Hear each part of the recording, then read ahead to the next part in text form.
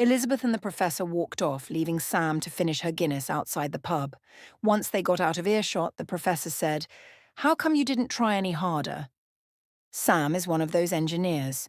She will analyze it down to the ground and make a decision based upon the facts. When she said she would think about it, she did honestly mean it. "I'm just glad she didn't say no there and then," said Elizabeth. "We're not having much luck so far with the recruitment process," said the professor sourly. "The next stop is Germany, but at this point, I'm holding my hopes out for your friends in the States," said Elizabeth, sighing. Now on to the airport and then Germany. A day later, Elizabeth and the professor found themselves at the top of the tower in St. Michael's Church, leaning against the battlements looking out over the port of Hamburg and the bridge that spanned the harbour. "That is an amazing view, isn't it?" said a person coming up the stone steps. Elizabeth turned to them.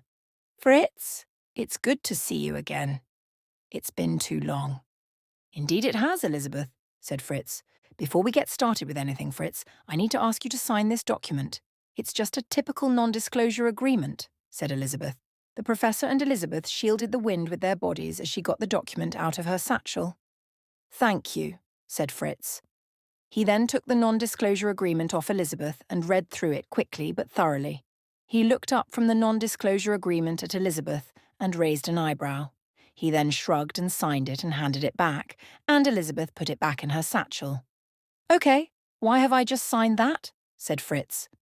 They all leaned against the rough stone of the parapet, looking out over the river and the bridge crossing it. "What do you think about humans colonizing the moon?" said Elizabeth. "I think it would be wonderful, but after the Apollo program, no one has really pushed hard enough for